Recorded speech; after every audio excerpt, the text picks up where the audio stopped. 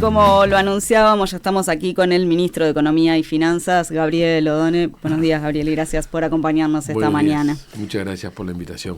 Sabemos que ayer estuvo el equipo económico en la Comisión de Presupuesto y Hacienda que trabaja justamente en este proyecto que viene del Ejecutivo, que se trató en diputados, pero antes de entrar en esto que sucedió en la Comisión de la Cámara Alta, queremos preguntarte por un tema que se impone, que es el caso Cardama, porque ayer habló el prosecretario de Presidencia, Jorge Díaz, en Fácil Desviarse, y dijo que, a propósito de esta rescisión, que tú informaste de otra investigación por procedimiento de pago que está en órbita del Ministerio de Economía y Finanzas. ¿Por dónde va esa investigación? Mira, yo quiero ser muy cuidadoso con este tema. Es un tema que para proteger precisamente el debido proceso y para proteger las partes involucradas, lo mejor que yo puedo hacer en este momento es no hacer ninguna consideración. Lo que sí puedo confirmar es que en la medida que el procedimiento de pago y los procedimientos de pago, incluso en esta administración, han pasado o han tenido que ver con liberaciones de fondos, el Ministerio de Economía y Finanzas está tratando de comprender qué fue lo que originó esos procedimientos de pagos y en qué medida la documentación y los procedimientos estuvieron ceñidos a derecho. Eso es simplemente lo que el Ministerio de Economía está haciendo, y sobre todo lo hizo porque a partir de la conferencia de prensa donde se sostuvo lo que se sostuvo, bueno, lo que corresponde es que el Ministerio de Economía, en la medida que parte de esos trámites pasaron por allí o deberían haber pasado por allí, tratar de entender si todo está sujeto a la norma.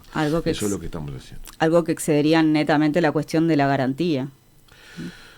Bueno, no lo sé. Lo que simplemente nosotros estamos haciendo es que ante una liberación de pagos, cuando hay una garantía de por medio que está controvertida, simplemente verificar que lo que ocurrió a través del Ministerio de Economía y Finanzas, que debió ocurrir a través del Ministerio de Economía y Finanzas, se sujeta a la norma y que se hicieron todos los controles adecuados. Eso es lo que simplemente nosotros iniciamos a partir de lo que fue, insisto, el planteo que se conoció en la conferencia de prensa, donde se dio a entender que había algunos temas que no estaban estaban reñidos con la norma.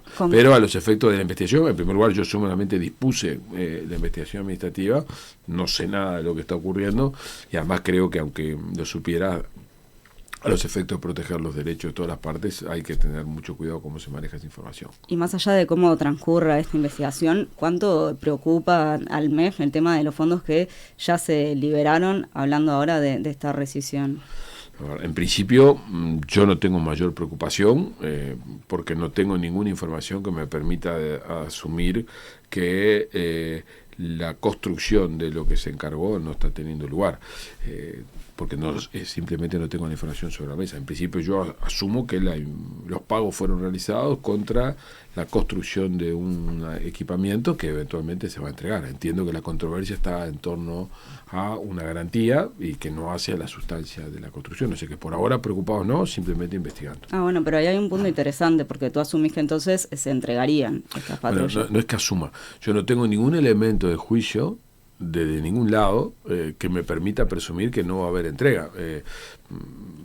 Lo que entiendo es que lo que está sobre la mesa es una controversia en relación a la documentación que dio lugar a la legalidad de toda la operación. Eso puede tener una derivación de una cancelación de la compra, puede tener una derivación de un inicio de una controversia entre las partes, pero eso no ocurrió todavía. Mientras eso no ocurra, mi preocupación está centrada en indagar o en comprender qué pasó en el Ministerio de Economía y Finanzas, si es que ocurrió algo a través del Ministerio de Economía y Finanzas antes y después de que nosotros asumieramos.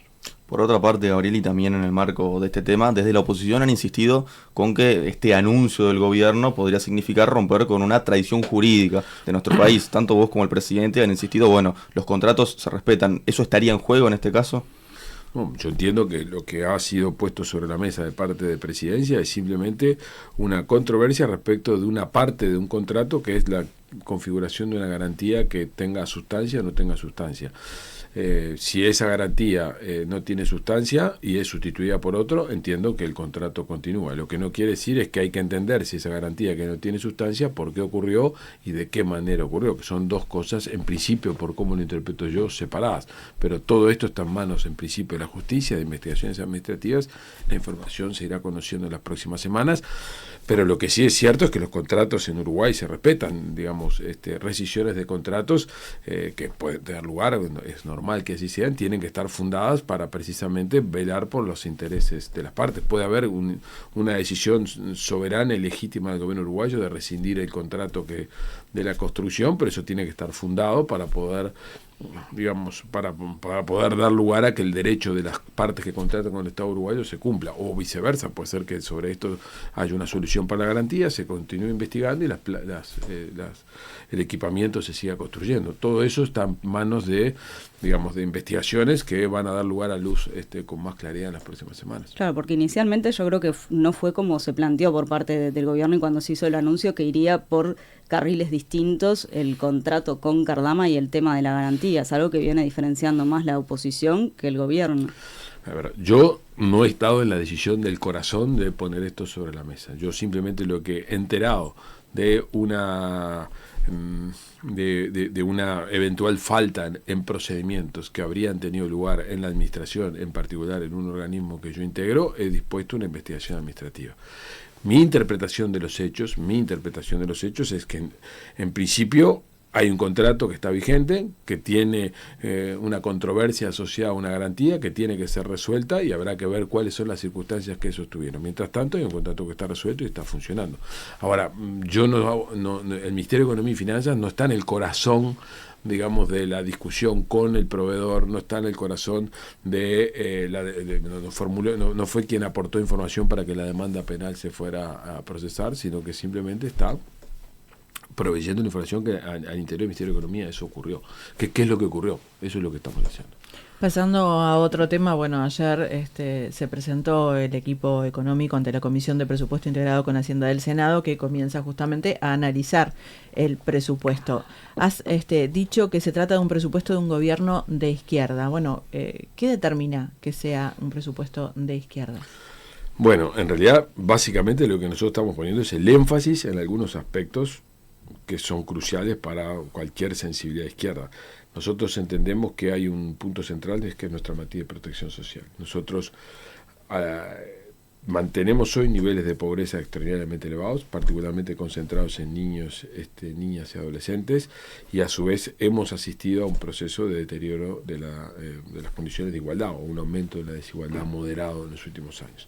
Este presupuesto le pone énfasis a aspectos que atacan o que pretenden fortalecer la materia de protección social con este doble objetivo. En primer lugar, priorizar la infancia y la adolescencia. El 40% de los recursos incrementales que están asignados están orientados a infancia y adolescencia, porque ahí es donde entendemos que hay un importante, digamos, debe de la sociedad uruguaya.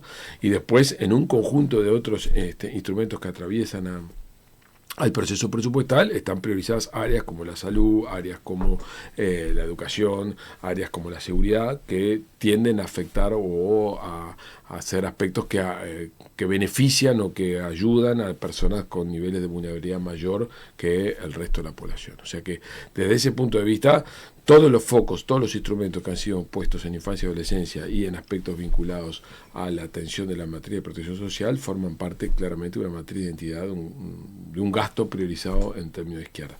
Lamentablemente lo que tenemos es un escenario fiscal restrictivo, y eso nos ha supuesto no poder asignar la dotación de recursos que nosotros hubiéramos querido en estos objetivos generales. Pensamos que con el transcurso de los años próximos eso lo vamos a poder ir corrigiendo con un logro de mayores recursos.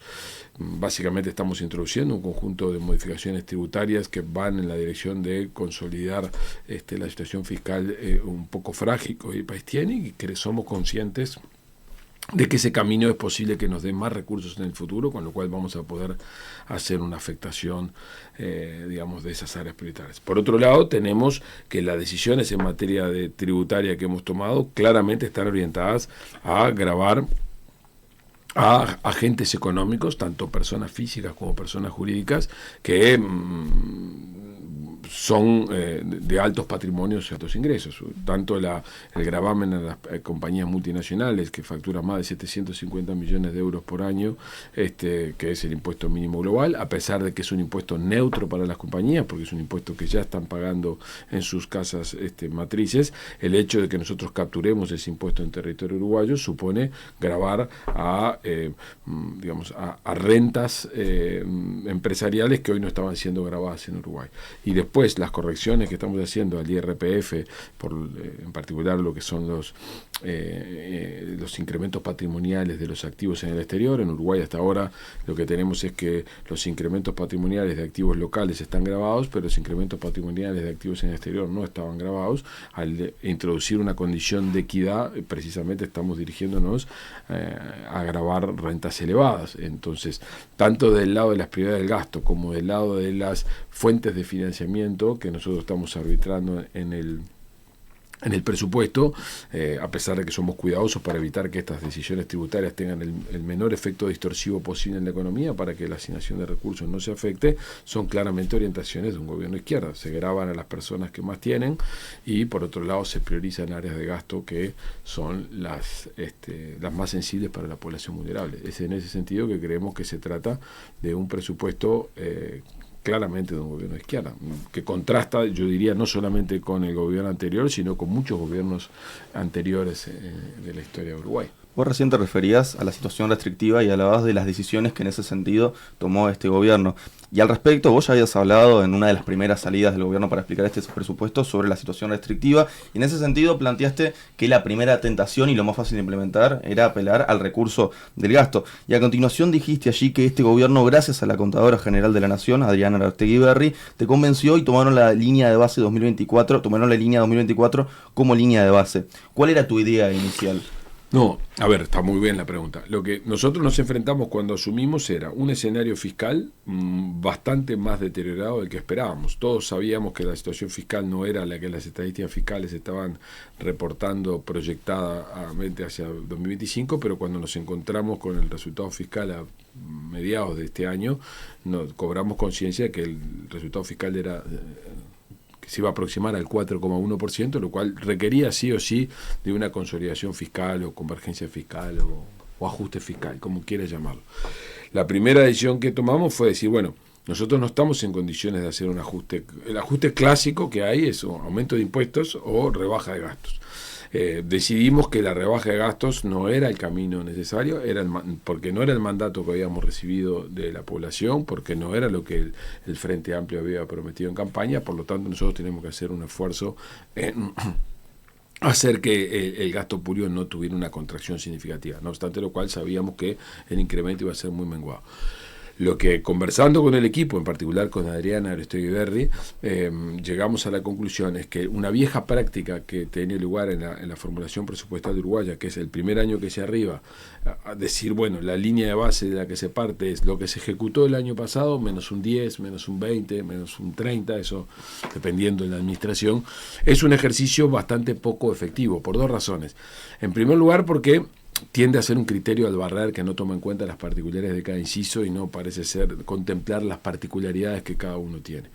En segundo lugar, porque lo que me explicaba Adriana, que tiene mucha experiencia en esto, cosa que yo no tenía en el inicio de este proceso, es que al final del día la negociación política era una enorme pérdida de tiempo, porque al final la asignación presupuestal que terminaba ocurriendo era la misma que había de la que se había querido evitar haciendo el recorte. Con lo cual entendimos que un camino, digamos, que por un lado contemplaba un tema de justicia, digamos, era difícil que unos incisos que enfrentaban una restricción económica importante, nosotros además les dijéramos al barrer con un criterio genérico, reduzcan la asignación presupuestal. Por lo tanto les dijimos, ejecuten, salvo en el caso del MIDES, porque finales de 2024 la asignación presupuestal 2025 era muy incremental, con lo cual si nosotros le poníamos como línea base 2024 iba a suponer que iban a tener en punto de partida 2026 una asignación presupuestal menor a la de 2025. Salvo en el caso del MIDES, que contemplamos otros aspectos, en todos los demás casos dijimos, lo que ejecutaron en 2024 es lo que vamos a tomar en cuenta. Sepan que como la asignación presupuestal incremental, le dijimos a los incisos, va a ser muy escasa, ustedes deberían buscar adentro de sus incisos espacios de eficiencia para redistribuir gastos, donde seguro lo hay, nosotros en el Ministerio de Economía encontramos, para poder hacer una asignación más priorizada a los objetivos que nos estamos proponiendo. Esa fue un poco la elección. La decisión política fue no hacer un corte de gasto, reconocer la línea base como lo ejecutado en 2024, eso fueron 2 innovaciones, conscientes de que era una invitación a los incisos a busquen eficiencia a su interior, porque lo que les vamos a poder dar por partidas incrementales es poco en este escenario fiscal. Pero si vos mirás todo el presupuesto en su formulación, el proceso de convergencia fiscal es de resolución del desvío fiscal que hoy tenemos es a partir de un aumento de los ingresos y una estabilidad de los egresos en porcentaje del producto. Típicamente eso no es un ajuste fiscal que va por el lado del gasto. Nosotros decidimos mantener el nivel del gasto en términos de producto y hacer las mejoras por el lado de los ingresos, lo cual es un contraste marcado respecto de por lo menos lo que en el discurso se formuló al principio de la administración pasada. Me quedé pensando en esto que decías del MIDES, porque comentabas, no queríamos que en 2026 el incremento fuese menor en definitiva que el que le da ahora en 2025 este presupuesto, pero no se precisaba un salto sustantivo, aunque después fueran las partidas incrementales menores en los años anteriores. No, de hecho lo que le hicimos al MIDES fue reconocerle que un conjunto de partidas que habían sido establecidas para 2025, las consolidáramos como parte de su línea base. O sea, esa fue la excepción que hicimos. No le reconocimos la línea base de 2024, sino la línea base de 2024 con partidas de 2025 para precisamente evitar esto de que hubieran partido de un nivel más bajo del que estaban ejecutando en 2025. Eso fue la decisión política que tomamos. Ahora, pensando retomando la pregunta de Lucas, más allá de la contadora general, que te convenció de aplicarlo de esa manera, ¿qué figuras de primera línea del gobierno insistieron en que se hiciera de esta forma? No, te diría que esta fue una discusión. Esta fue una discusión interna del equipo económico, donde yo, proveniendo de fuera de la administración pública, no tenía experiencia, y donde la discusión fue, mira, siempre toda la vida hicimos esto, que era la línea base menos tanto. Yo creo que es inconveniente porque nos hace perder mucho tiempo en las negociaciones bilaterales con los incisos, es inefectivo y además en este escenario restrictivo no es conveniente. Lo discutimos en una sesión y nos pareció a todos muy razonable y allí se resolvió, pero esta fue una decisión que tomamos, diría, entre Martín Valcorba, Mijael Borchar, Adrián Aresteberri, Braulio Selco y yo. No hubo un manifiesto. De hecho, se lo comunicamos al presidente, se lo comunicamos al secretario de la presidencia, que estuvieron absolutamente de acuerdo, luego se los comunicamos a los ministros que también estuvieron de acuerdo, o sea que todo esto surgió de adentro del equipo económico. Lo que sí recuerdo es que Adriana fue la que puso el tema sobre la mesa, que además Adriana tenía mucha experiencia en esto porque ella había sido tesorera general de la Nación y tenía una visión, junto con Mijael, una visión del presupuesto mucho más profunda que la mía. Hay una gran apuesta que hace este gobierno, que es lo que tiene que ver con los ingresos. Y en este sentido, no solamente aparecen las cuestiones impositivas, sino también el aumentar la eficiencia en la recaudación por parte del Estado. Y en ese sentido, se calcula que por esa vía se podrían obtener progresivamente un 0,75% del PBI. ¿Qué cambios podrían permitir esto? Bueno, en realidad la DGI elaboró un plan estratégico para fortalecer sus capacidades de gestión, precisamente con el propósito de aumentar la eficiencia en los procesos de recaudación. Lo que quiere decir es que por el esfuerzo los recursos que obtiene por el esfuerzo realizado son mayores. Hay un plan estratégico que se está implementando, de hecho hay una misión del Fondo Monetario Internacional que viene a trabajar ahora en las próximas semanas con Uruguay. El Fondo Monetario es un organismo experto en temas de recaudación para dar asistencia técnica en el marco de un proceso de cooperación técnica para fortalecer los procedimientos dentro de DGI. Con ese plan estratégico que la DGI elaboró, las metas de aumento de recaudación que estaban establecidas eran bastante mayores que este 0,75% del producto en todo el periodo. Nosotros fuimos conservadores en asumir el escenario más benigno, que simplemente asume esto: vamos a volver a los niveles de eficiencia recaudatoria del año 2019. En 2020 en adelante hubo, yo diría, relajamientos en los controles y en los criterios de la administración tributaria, probablemente fundados, en esto no es una crítica, probablemente fundados en la pandemia, generó una situación económica muy compleja, por lo cual es posible que las autoridades económicas del periodo anterior hayan decidido ser menos exigentes en algunos protocolos de cumplimiento. Bueno, ese periodo terminó y lo que nosotros hemos dispuesto es que volvamos a los niveles de compromiso, fiscalización y orientación a la obtención de recursos de los niveles que teníamos en 2019. Y eso es lo que estamos incorporando como número. Ahora, creemos que con el esfuerzo que estamos realizando, con esta implementación de este plan estratégico y con esta asistencia técnica que estamos recibiendo, vamos a poder incluso mejorar estos números. Esas son las razones por las que creemos que es posible que en las próximas rendiciones de cuentas nosotros tengamos algunos resultados mejores de lo que hoy nos estamos imaginando, en cuyo caso tendremos espacio fiscal para, digamos, para contemplar algunos rubros de gasto que hoy no tuvimos. Porque ahí me importa que lo tengamos presente. Uruguay, aunque mucha gente, o sea, capaz que el tema presupuestal es un tema muy lejano, muy esquivo a mucha gente, pero Uruguay tiene una particularidad, que es que tenemos un presupuesto quinquenal. Ya casi en el mundo no existen países, o que yo conozca no existe ninguno, que tengan un ejercicio presupuestal en el primer año de gobierno por los 5 años de gobierno. Entonces nosotros tenemos que ser muy cuidadosos en cómo dibujamos o cómo explicamos o cómo fundamentamos esa trayectoria fiscal de 5 años. Lo cual supone que hoy nosotros nos estamos pronunciando no solamente por el presupuesto 2026, sino 2027, 2028.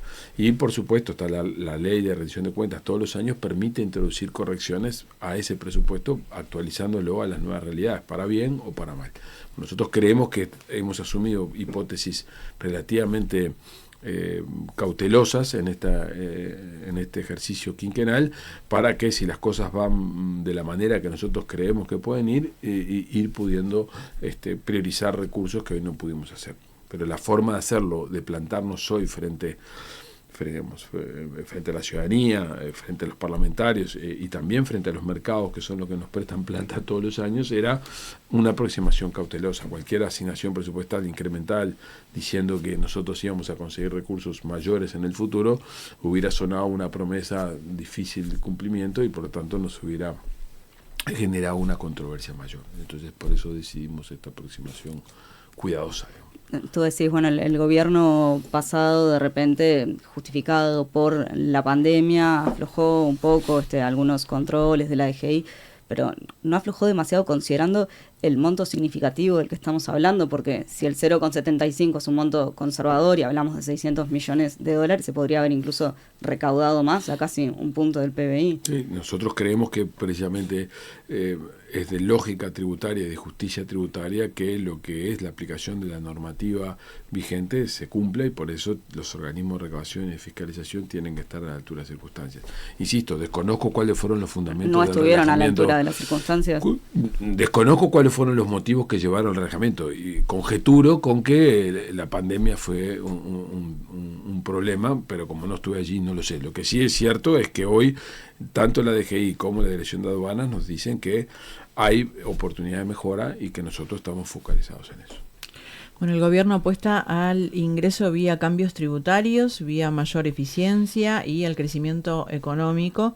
Has dicho que Uruguay debe crecer 2% anual, para lo que se precisan inversiones de 16.000 millones de dólares por año, de los que el sector público puede poner una cuarta parte, por lo que bueno, el sector privado debería poner unos 12.000 millones de dólares.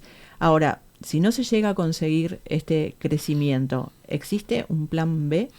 ¿Se podría pensar entonces sí ir por nuevos impuestos o por el recorte del gasto?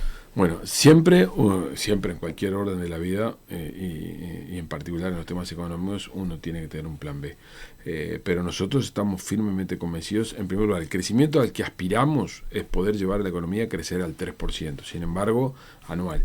Ese es el crecimiento que Uruguay debería consolidar en el mediano o largo plazo para que su matriz de convivencia, su matriz de protección social funcione y opere con más profundidad de lo que lo hace hoy. Ahora, en el presupuesto nosotros estamos asumiendo un crecimiento del orden del 2,4% anual.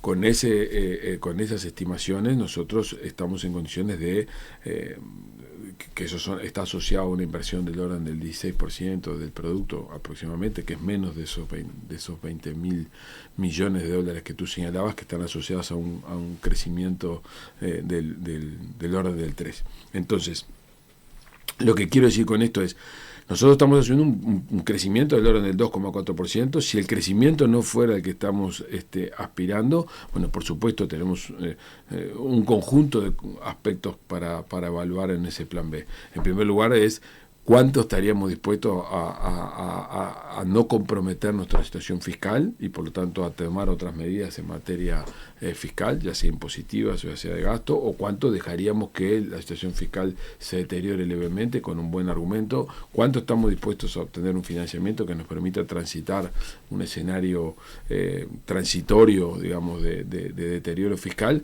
Eso dependerá de las circunstancias, pero planes B, como en cualquier escenario digamos económico, uno los tiene. Lo que sí es cierto es que no es bueno revelarlos mucho, porque en primer lugar uno tiene que, para poder decir cuál es ese plan B, configurar qué es lo que va a pasar.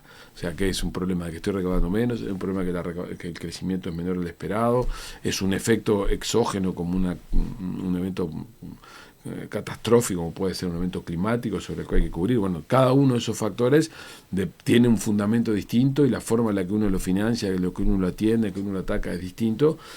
Por lo tanto, lo que nosotros pensamos es para un crecimiento promedio, que es el razonable. Si el crecimiento fuera menor, bueno, probablemente tengamos que hacer correcciones fiscales de otro tipo y evaluaremos, llegado el momento, por qué canal van. Pero nosotros creemos que no vamos a tener, salvo un accidente inesperado desde el punto de vista externo, vamos a tener alta chance de cumplir con ese crecimiento del 2,5%. Ahora tú decís, siempre es bueno no revelarlo, pero justamente en un contexto que has planteado como restrictivo en materia fiscal, ¿qué tanto margen habría para ti para que se empeorara un poco la cuestión fiscal en pro de mantener el programa del Frente Amplio? A ver, como todo, es un equilibrio. Uno no puede imponerle a la población condiciones,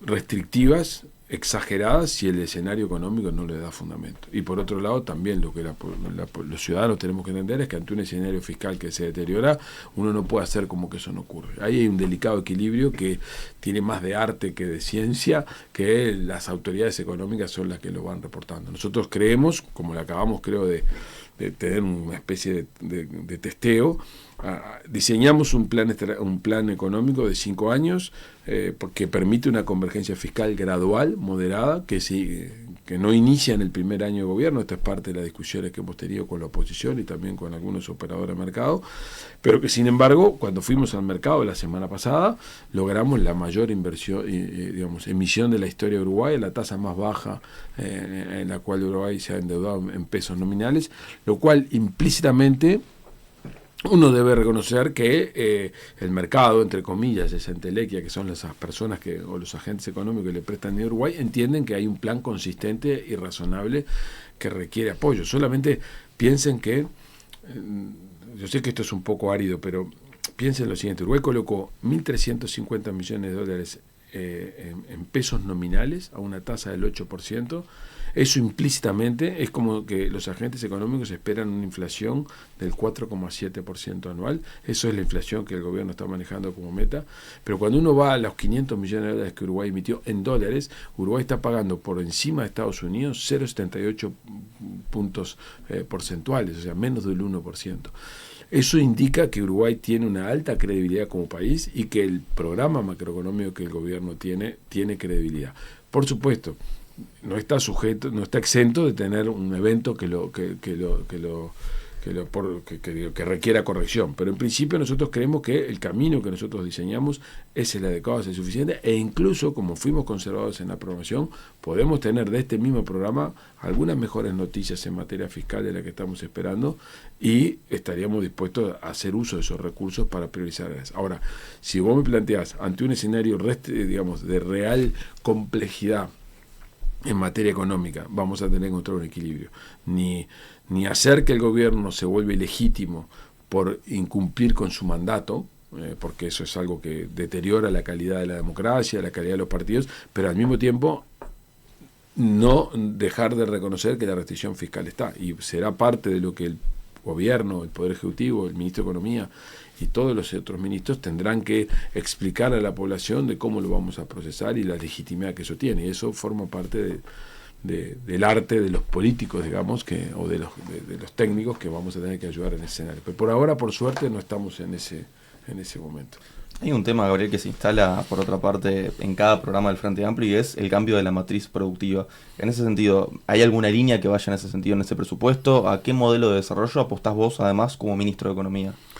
A ver, recién implícitamente se sugería algo que me parece que es importante subrayar. Uruguay, para crecer al 3% anual, requiere una inversión del orden de los 16.000 millones de dólares anuales, de los cuales 12.000 provienen del sector privado, y en el mejor de los casos las empresas públicas aportan 4.000 millones, que no es poca cosa, que insisto, Uruguay tiene un instrumento muy potente en las empresas públicas que en muchos países de América Latina no está presente. Entonces, ¿dónde está el modelo, digamos, de desarrollo en primer lugar? Uno, nuestra dotación de recursos naturales sigue siendo nuestro principal factor de inserción internacional. Y ahí todo lo que tiene que ver con la producción agropecuaria tradicional, en el cual Uruguay ha hecho mejoras extraordinarias, tiene que seguir teniendo niveles de competitividad y niveles de eficiencia alineados. Ahí la política fiscal tiene mucho que hacer todavía para poder mejorar algunas, la política económica en general, para mejorar algunos costos de los insumos que el sector agropecuario enfrenta, o de la logística del sector agropecuario enfrenta. Ahí el sector agropecuario requiere de inversiones que en el sector público tiene que introducirse en materia de riego para poder aumentar la productividad del sector agropecuario. De hecho, tenemos un plan de riego a cargo del ingeniero Tabaré Aguerre, que va a implementarse en este periodo de gobierno con la participación del sector público, en su coordinación, en su desarrollo, y con la participación del sector privado proveyendo fondos. Entonces, eso es lo que tiene que ver con todo lo que es la fase agropecuaria, pero en todo lo que es la dotación de recursos, la energía va a pasar a jugar un papel crucial. Tenemos proyectos de inversión extranjera en Uruguay para producir energía, con los cuales estamos negociando condiciones de instalación, condiciones de precios para que sus contratos puedan funcionar. Creemos que ahí hay un capítulo extraordinario para Uruguay. ¿En qué estás pensando ahí? Hidrógeno verde, por ejemplo, donde estamos en pleno proceso de intercambio con las empresas interesadas para poder producir en Uruguay sobre el costo de la energía y otro conjunto de condiciones vinculadas al ambiente, por ejemplo. En inversión extranjera, esa sería la mayor. Esa es inversión extranjera, por las dimensiones que esto supone y por los riesgos de demanda que hay asociados en esto. Es una tecnología demasiado nueva, con costos de transporte y con componentes de transporte complejos desde el punto de vista logístico. Es un típico negocio donde el sector público puede participar suministrando la energía, contratando la energía, puede participar dándoles las condiciones de funcionamiento, pero difícilmente sea aconsejable que el sector público tome el riesgo, porque son inversiones de alto riesgo por los niveles de incertidumbre que hay alrededor de ellos. Ahí hay un capítulo central en energía. Después tenemos todo el capítulo vinculado a datos. Tenemos en este momento, otra vez con inversión extranjera, un conjunto de empresas en el Uruguay que están pretendiendo venir a instalarse en Uruguay a tener, como ya tenemos la presencia de Google, con centro de datos. Y ahí otra vez tenemos contratos de energía, contratos de suministro de agua, que son muy delicados por la cantidad y el uso intensivo que hacen. Entonces hay un capítulo que tiene que ver con recursos naturales, en el cual la producción nacional, la inversión extranjera y el rol relevante del sector público a través de las compañías públicas uruguayas que suministran energía, por ejemplo, y que tienen que poner precios y que tienen que definir peajes, que juegan un papel relevante para el modelo de transformación productiva. ¿Cuál es el punto que tenemos aquí? Una buena parte de esos negocios o esos sectores que yo mencioné no son intensivos en mano de obra, ¿ah? Y por lo tanto nosotros nos preocupa mucho la generación de empleos de calidad ¿y dónde están esos empleos de calidad? Bueno, en primer lugar, en inversiones que en Uruguay tienen lugar en tecnología de la información, donde el software juega un papel importante para arrastrar demanda, pero también de mano de obra muy específica y no masiva, en el sector de producción de los bienes de salud animal y salud humana, donde también tenemos inversión importante, pero otra vez con niveles de especificidad de capital humano muy, muy determinados, donde también hay política sectorial y promoción de políticas con regímenes de inversión, régimen COMAP y todos los estímulos que están asociados a la inversión fortalecidos. Ahora, ¿dónde tenemos nosotros un buen ámbito para poder desarrollar políticas de empleo? Todo lo que tiene que ver con servicios y la exportación de servicios profesionales, en los cuales Uruguay se ha desarrollado de manera extraordinaria en los últimos años, y todo el ámbito de los servicios tradicionales del turismo, donde Uruguay juega un papel, también tiene un papel muy atractivo, con generación de empleos de calidad y con buenos niveles de salarios. Otra vez ahí, la orientación de la política económica es generar las condiciones para que el sector privado tome las decisiones, tome los riesgos, y que el sector público en su matriz de producción de empresas públicas esté en condiciones de interactuar con ese sector privado, que es el que asume esos riesgos más de mercado, para poder generar las condiciones de competitividad para ellos. Esa es un poco la visión. ¿Dónde están los sectores?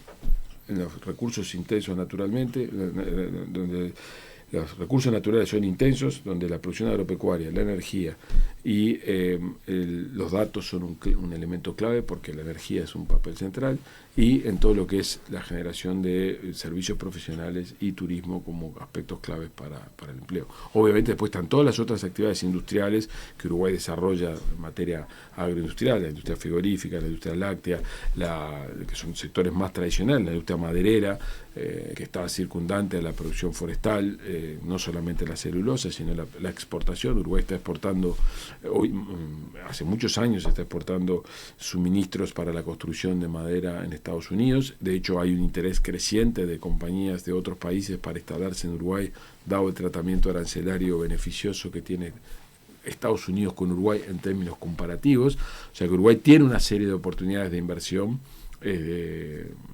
para poder seguir atrayendo inversión extranjera, además de la inversión doméstica, ¿no? O sea, nosotros no nos damos cuenta, pero vivimos en una economía donde todos los años, absolutamente todos los años, con el crecimiento que tenemos hasta ahora, del orden de los 12.000 millones de dólares, el sector privado, 11.000, 10.000 millones de dólares, el sector privado invierte y forma parte del motor de la economía, y eso atraviesa a la construcción, atraviesa a la pequeñas, medianas empresas que están asociadas a la actividad turística o a la actividad de mercado interno. Ahí hay una dinámica de una economía que está funcionando y que nosotros pretendemos potenciar. Ahora, pareciera que siempre la industria, de todas maneras, ocupa un lugar más marginal, ¿no? Porque figura de vuelta principalmente lo agropecuario, ¿no? Recursos naturales, ahora hidrógeno verde. Y después de este listado mencionabas, bueno, y nos importa también la industria. No, la industria juega un papel central. Es una muy buena pregunta. A ver, tenemos que ser conscientes de lo siguiente. Las industrias uruguayas de base relevante son aquellas que tienen impacto en recursos naturales, otra vez muy importantes. Ahí la láctea y la frigorífica son claramente, la molinera y la producción de madera son las que tienen más relevancia. Es donde tenemos un factor, si vos querés, de competitividad destacado, porque tenemos una dotación de recursos naturales extraordinarios. Todas las otras industrias que no tienen un fuente componente de recurso natural tienen posibilidades de desarrollo, pero con cierta limitación, por un tema de escala. Nosotros no tenemos un mercado con una escala suficiente como para que en industria madura, donde la tecnología ni siquiera es uruguaya, es importada, porque los progresos tecnológicos en muchas de estas industrias se producen afuera, vos puedas desarrollar una industria local que no esté asociada a este recurso natural intenso. Entonces, lo que pero tenemos... pensando en mercados, para exportar, ¿no se podría pensar en otro tipo de industria? Por ejemplo, ¿de qué estás pensando? Metalmecánica, autopartes, bueno, todo eso. Pero, otra vez, ¿por qué motivo las industrias se nos han deslocalizado? Ahí hay una típica situación de trampa, digamos, de costos que tenemos. ¿Cuál es la razón por la cual industrias que no están basadas en recursos naturales en Uruguay les cuesta más trabajo permanecer? Esencialmente el costo de la mano de obra. O sea, para poder competir en una industria madura, con tecnología importada, que es relativamente intensa en mano de obra, el truco en el mundo es mano de obra barata. Y Uruguay no tiene ni va a tener nunca mano de obra barata. O sea, quedamos atrapados en eso. Por eso digo, entonces, un modelo de desarrollo que pretenda desarrollar en industria metalmecánica madura, con tecnología importada, que sea intensa en mano de obra, donde Uruguay sea competitivo, es difícil. Existen ejemplos, se van a poder mantener, la clave es protegerlos porque dan empleos de calidad, por eso el Mercosur es tan importante. Déjame que te ponga este número. Nosotros le vendemos al Mercosur cosas que no le vendemos a nadie. El 17% del empleo industrial de Uruguay está orientado al Mercosur. Entonces, cuando a veces se critica fácilmente el Mercosur, el argumento que gente como yo establece es altamente conveniente que el Mercosur exista, porque yo tengo un empleo de calidad en un conjunto de industrias que si yo no las tuviera, porque no tengo acceso preferencial al Mercosur, perdería esos empleos de calidad. Entonces yo tengo que apostar a tener herramientas que permitan o captar ese tipo de industrias o proteger ese tipo de industrias. Lo que sí tengo que ser consciente es que si yo aprendiera a desarrollarme una política industrial en Uruguay que no esté asentado en industrias intensivas en recursos naturales, no tengo factor de competencia, no tengo dotación de mano de obra suficiente para competir a la producción china en un producto industrial. ¿Y a qué innovación podría llegar entonces el Ministerio de Industria ahora cuando se plantea, creemos el Consejo Industrial, los núcleos para discutir este tema, si quedamos entrampados en esto? No, yo creo que está muy bien la iniciativa del Ministerio de Industria. Yo creo que hay muchas cosas para trabajar en materia de industrias que, por un lado, fortalecen lo que hoy hace la actividad agroindustrial en Uruguay o que son suministradoras de productos de la actividad agroindustrial. Déjame que te ponga un ejemplo. La industria forestal. En la industria forestal uruguaya que trabaja la industria celulósica, ¿no? Que trabaja 365 días, 24/7, porque la producción de raleo está permanentemente. ¿Qué ha pasado en el interior del país? Recuerdo un caso que es famoso en Fraiventos. La existencia de pequeñas industrias, talleres, pequeñas y en algunos casos no tan pequeñas, que reparan maquinaria o que incluso producen algún tipo de herramienta muy específica para el suelo uruguayo, que son un suministro de una industria que es baja intensiva en recursos naturales. Entonces, lo que creo que está bien que se propone hacer el Ministerio de Industria es descubrir, tenemos que las industrias grandes que van a tirar de todo esto son aquellas que tienen a los recursos naturales como demandantes. Ahora, hay un conjunto de actividades que se eslabonan hacia atrás, que le proveen suministros de productos que eventualmente no están en el mercado, son difíciles de importar, que nosotros podemos desarrollar. Ese tipo de cadenas o ese tipo de eslabones es lo que yo creo que está pensando el Ministerio de Industria para desarrollar. No solamente eso, incluso hay una discusión bien interesante. Escuchamos decir todos los días a Estados Unidos que lo que más le importa es las cadenas de suministros para microprocesadores, por ejemplo. Bueno, Uruguay, con una industria del software medianamente potente, ¿tiene chances de incursionar en ese mundo? No, yo no lo sé. Bueno, esa es una típica pregunta que este ámbito que el Ministerio de Industria está creando puede desarrollar. O sea, yo creo firmemente que en el mundo de hoy hay oportunidades para recomponer políticas industriales. De hecho, es lo que está pasando en muchos lugares del mundo. De las políticas industriales se habían sido abandonadas, están siendo recuperadas, precisamente tratando de trabajar inteligentemente. Bueno, ¿cuáles son mis dotación de recursos donde yo tengo ventajas y qué cosas se pueden desarrollar complementando esa industria donde yo tengo ventajas? No para desaparecer, pero al mismo tiempo pensando de que una industria, o sea, ¿por qué no tenemos industria automotriz en Uruguay o industria de metalúrgica tradicional como la que había en Uruguay hace 50, 60 años? Y bueno, producto de que la globalización, la apertura de las economías ha traído que las escalas se vuelven muy relevantes y que Uruguay no la tiene. ¿Eso quiere decir que no tenemos oportunidades en nichos para hacerlo? No, en absoluto. Hay que descubrirlos y hay que transformar esas compañías. Y yo creo que eso Uruguay lo ha hecho relativamente bien en los últimos 25 años. Con políticas de este tipo, ¿no? Bueno, en otro orden, según los datos presentados el mes pasado por el Instituto Nacional de Estadística, la tasa de empleo en agosto creció respecto a julio.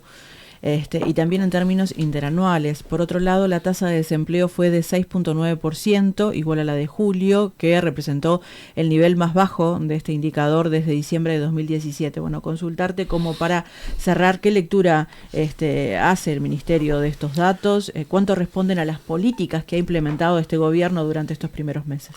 Bueno, esos números, por un lado, nos reconfortan. Tenemos 30.000 puestos de trabajo más creados en estos 9 primeros meses del año en relación a los 9 primeros meses del año pasado, pero al mismo tiempo nos dejan una agenda importante de desafíos. En esa tasa de desempleo que se ubica en un nivel bajo históricamente, sigue siendo un nivel alto y sobre todo porque eso afecta mayoritariamente a jóvenes y adolescentes. La tasa de desempleo, cuando uno la mira por franja etaria, cuando uno la mira por género, encuentra que la mayor cantidad de personas que son desocupadas son personas jóvenes y además mujeres, muchas de las veces son jefas de hogar. Entonces ahí tenemos una tarea pendiente sobre la que estamos trabajando coordinadamente con el Ministerio de Trabajo, con tanto de los estímulos COMAP que nosotros del Ministerio de Economía establecemos, como otro conjunto de políticas que el Ministerio de Trabajo promueve, de recalificación laboral y de reconversión laboral y de capacitación, son cruciales. Nos sentimos reconfortados porque creemos que hemos dado a la economía un crecimiento suficiente y a las pautas salariales una razonabilidad suficiente como para que el mercado de trabajo esté funcionando de manera fluida. Así que tanto por la confianza que es en términos de lo que es la inversión y el desarrollo del mercado, el funcionamiento de la economía, como por el lado de la formación de precios y cómo los empresarios están viviendo la contratación de mano de obra, estamos satisfechos, pero no dejamos de estar preocupados por ese número de una tasa del 6% de desempleo que concentran estas personas, pero también por la precariedad laboral para un conjunto de personas de esta población que es muy importante, ¿no? En Uruguay tenemos un número del orden de las 600.000 personas, que son 25.000 pesistas, donde tenemos que hacer un esfuerzo para mejorar las condiciones laborales que tienen que estar asociadas a mejora de la productividad y por tanto a mejores salarios. En eso estamos trabajando. Bueno, las pautas salariales pretenden incursionar en este camino, pero además tenemos una agenda bilateral con el Ministerio de Trabajo en materia de negociación colectiva que pretende evaluar algunos cambios a introducir que precisamente favorezcan temas vinculados a la productividad y por lo tanto mejores salarios pagos para esas personas. Ministro de Economía y Finanzas, Gabriel Odone, muchas gracias por estar hoy en Nada que Perder. Muchas gracias a ustedes por invitarme. Nada que perder. Producción general, Enzo Dinolfi. Dirección periodística, Nelson Cecín.